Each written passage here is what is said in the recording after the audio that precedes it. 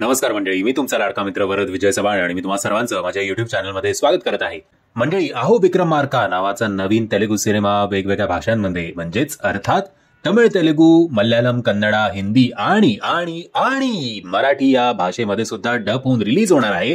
आणि याचबरोबर या सिनेमामध्ये आपल्याला आपले मराठमोळे प्रवीण तरडे सर असतील, तेजस्विनी पंडित मॅम असेल किंवा सयाजी शिंदे सर असतील असे मराठमोळे चेहरे सुद्धा दिसणार आहेत. कथा काहीच नाहीये, कथा तीच आहे जी याआधी आपण अनेक सिनेमांमध्ये, खास करून साऊथच्या सिनेमांमध्ये बघितलेली आहे. इकडे फक्त असुरा नावाचा एक विलन आहे, एक असा राक्षस आहे, हैवान आहे, जो लोकांवर भरपूर अन्याय करतो, त्यांच्याकडनं वाटेल ते काम करून घेतो. आणि या लोकांना न्याय मिळवून देणार कोण? तर आपला विक्रम.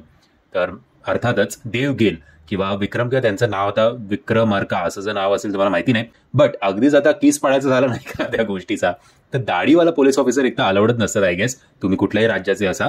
आणि एवढी अशी कट टू कट ट्रिम केलेली दाढी तर अलाउडच नसते अंटिल अनलेस तुम्ही सरदारजी असाल तर. ते आता लिबर्टी म्हणून आपण सोडून देऊया. बट कथा तीच आहे, बॅकग्राऊंड म्युझिक सुद्धा तसंच आहे, अनेक शॉर्ट सुद्धा ऍक्शन सिक्वेन्सचे तुम्हाला सलार मधलेच आपण बघतोय की काय असे सुद्धा वाटू शकतात. त्याचबरोबर आपल्या छत्रपती शिवाजी महाराजांशी निगडीत पण काहीतरी आहे.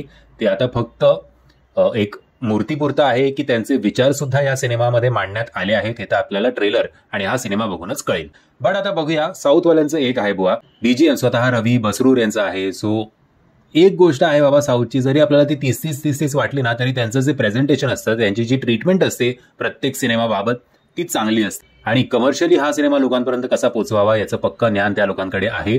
सो आशा करूया की हा जो प्रयत्न आहे मराठी इंडस्ट्रीनी आणि तेलुगू इंडस्ट्रीनी, हे लवकरच खूप चांगलं फ्युचर या दोनही इंडस्ट्रीना, ते तर सध्या टॉपला आहेतच, आपण सुद्धा टॅलेंट वाईज काही कमी नाही आहोत, आपलं कुठेतरी कमर्शियली काहीतरी घंटे ते आपण या लोकांकडनं नक्कीच शिकू. आणि मग जेव्हा प्रवीण तरडे सर सारखे जेव्हा स्वतः एक फिल्म मेकर तिकडनं शिकून अजून पॉलिश होऊन येतील, तेव्हा ते मराठी इंडस्ट्रीला कुठल्या लेवलपर्यंत नेतील याचा जरा विचार करायला हवा.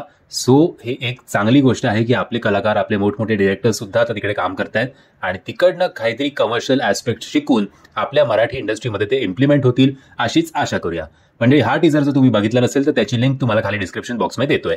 मी आशा करतो तुम्हाला हा व्हिडिओ आवडला असेल. जर तुम्हाला हा व्हिडिओ आवडला असेल तर प्लीज या व्हिडिओला लाईक, शेअर आणि चॅनलला सबस्क्राईब करायला विसरू नका. जय हिंद, जय महाराष्ट्र.